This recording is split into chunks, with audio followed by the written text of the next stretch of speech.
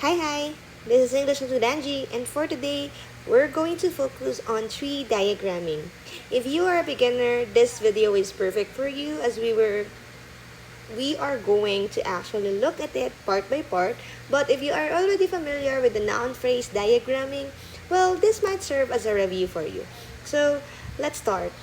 The first thing that you have to know is actually the parts of the tree diagram. So whenever we talk about a tree diagram, it really looks like a tree. So definitely you can expect that some parts are called as a tree. First thing, the A here is what we call as the root node. By the way, all words like these parts are what we call as nodes. Okay, this is the end of the branch. What about this branch that you're talking about, Ma'am Angie? The branch is the line that we have. Okay, see that? That's what we call as the branch. Now, we also have what we call as the leaf node. If a root node does not have any line above it, well, the leaf node does not have any line under it.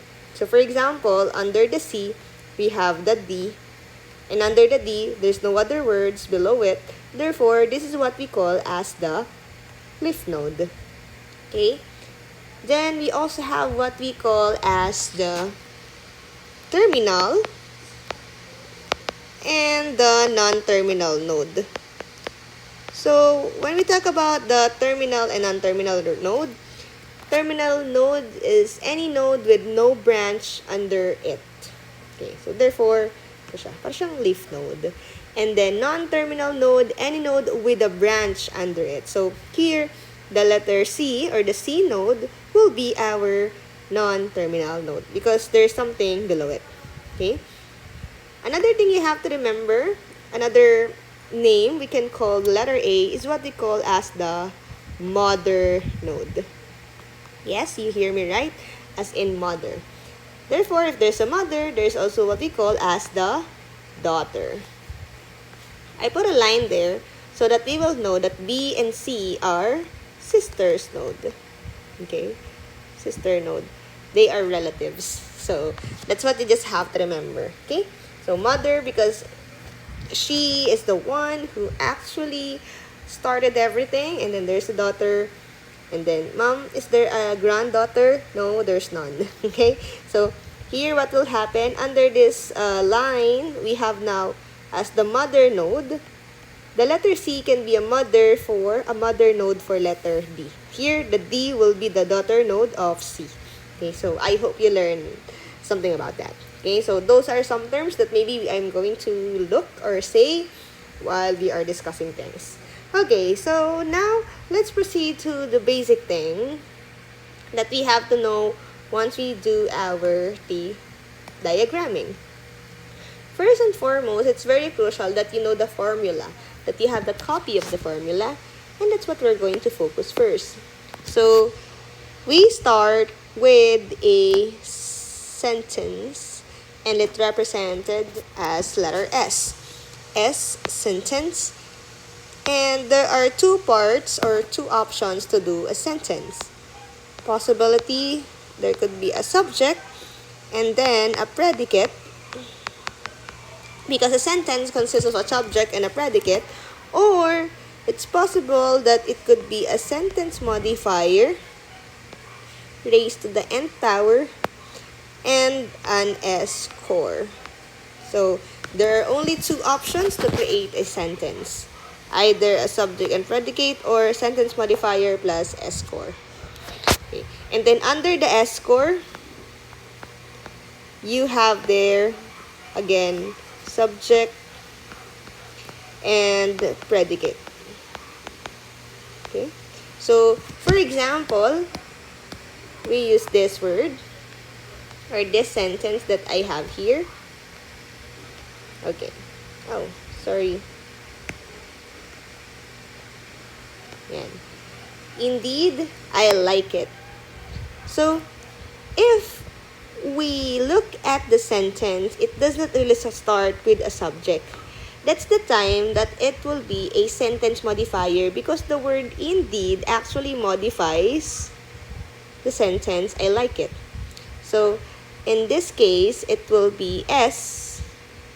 And under the S, we have the sentence modifier. And then we have the S score.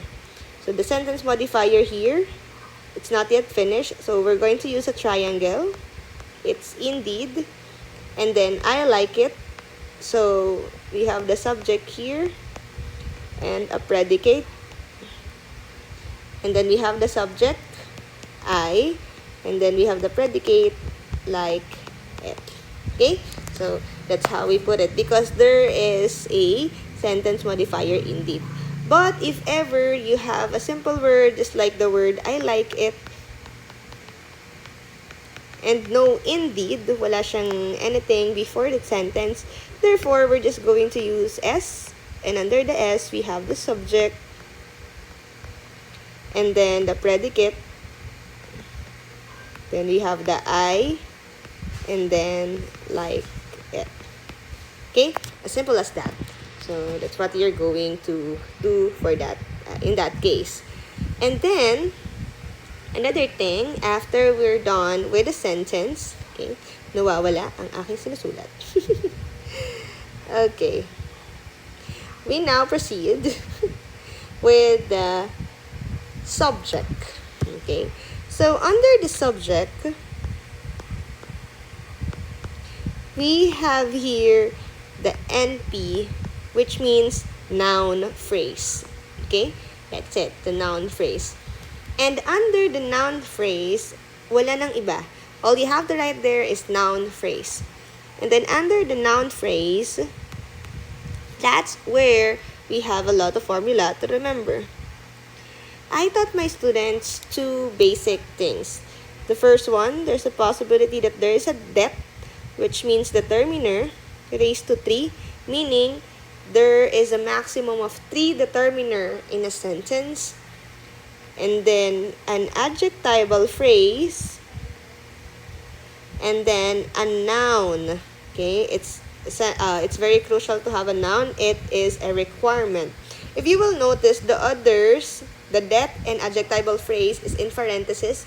It is because these two are optional. However, the noun is not in parentheses because we always need a noun in a noun phrase. Diba? Kaya nga siya tinawag na noun phrase. Kailangan siya. Then, we have here the PL, which is the pluralizer if ever the noun is in plural form, and a prepositional phrase. Okay? So, that's the first option. The second option is a pronoun. That alone. Because there are sentences like this one that we have, the I like it, diba? Yung kanina. So, may nawawala yung sentence ko. The I like it here. It's not a noun, but it's pronoun. But still, we will take a look at it as a noun phrase. So, in this case, it will be S, and then subject, and then under the subject, we have NP. Kailangan laging may kasunod na NP.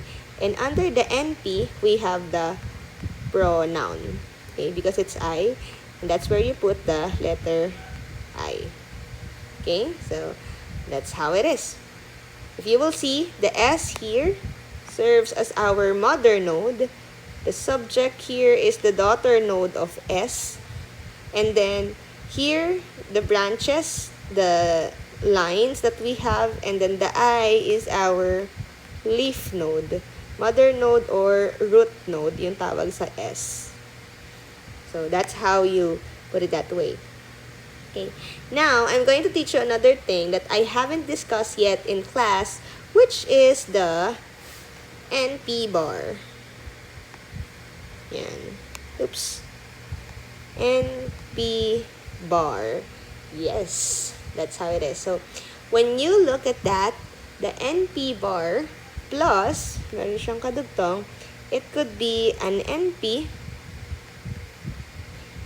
an AP, or maybe a prepositional phrase. So, there are 3 options na kasama ni NP bar. How do this happen? Paano to, ma'am? Anong meron dito? Bakit ganito? Well, an NP bar is used if ever that a object is modified by another object. Or to put it simply, it is like the constituents following the direct object. Okay, so we have here the direct object. Later, I'm going to show you. Ito. Para makita nyo. Ayan. We make Calvin the president. So, in this sentence, we use the NP bar whenever there are like two nouns together, and then the president here is not modifying we, but it modifies Calvin. Okay? So, that's the thing about this one. Okay? Here, Calvin is the direct object, and then the predicate, there is something that that is actually modifying the direct object, Calvin. So we make Calvin the president. If this happens, okay, we are going to use the NP bar. Pero later, I'm going to show that to you because it will be part of the verb phrase. Okay? Because we have the NP bar. Diba? Another learnings na naman yan. Alright, so here with the three options that we already have with the NP, I hope that this one is already clear to you. So maybe let's try to do something about this. So here we have maybe the sentence. We can put the sentence here.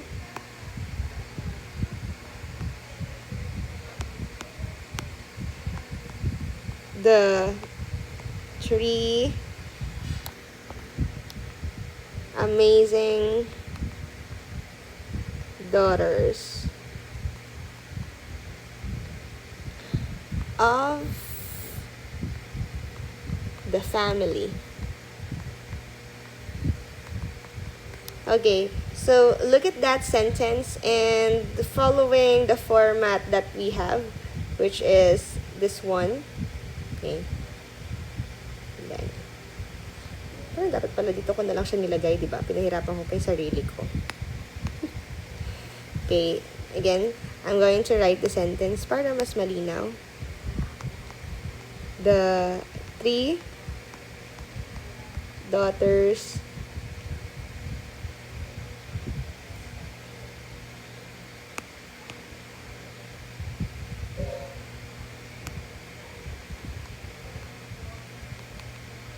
amazing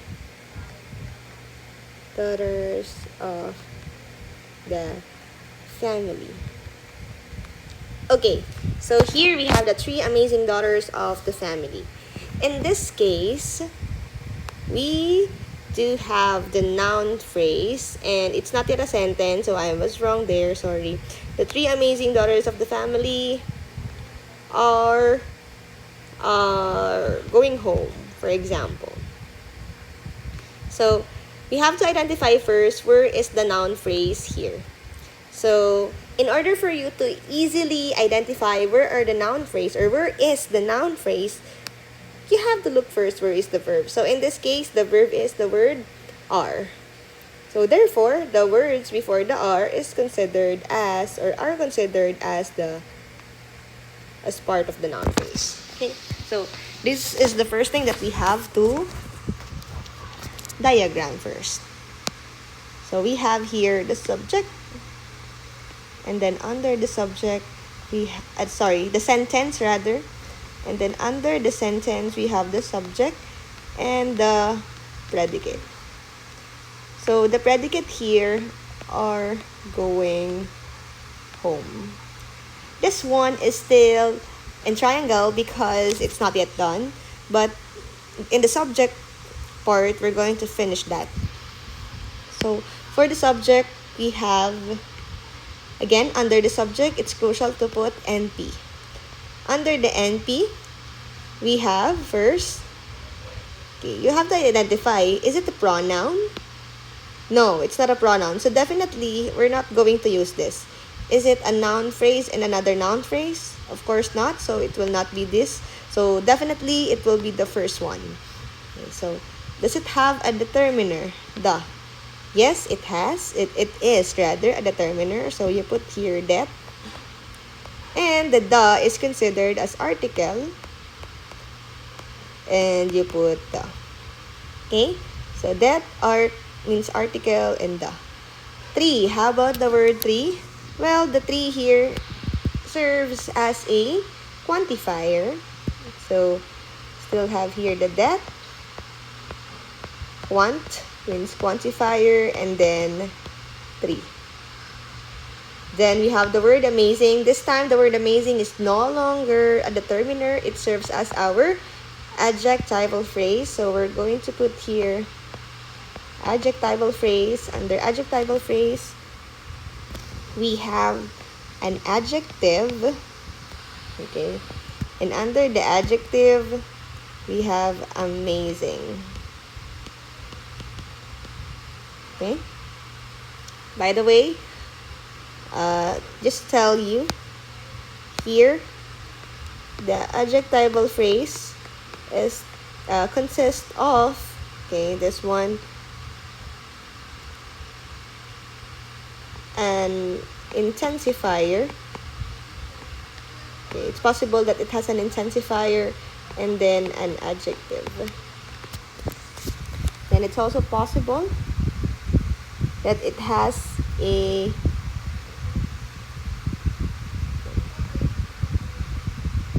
then under this one, we also have the prepositional phrase. Under the prepositional phrase, we have here preposition, which is crucial, and then a noun phrase. So, these things are crucial for a prepositional phrase. Okay? Hi, sorry. So, let's go back again here. The three amazing daughters. So, this time, the daughter serves as the noun. So, you put here, daughter. And we see that it is in plural form. So, wag niyo lalagyan ng S. Instead, you put again another branch and write PL. Okay? So, under the PL, we have here of the family. In this case, we have the word of, the preposition of. So, it only means that we have a prepositional phrase. So, another branch here stating it is a prepositional phrase.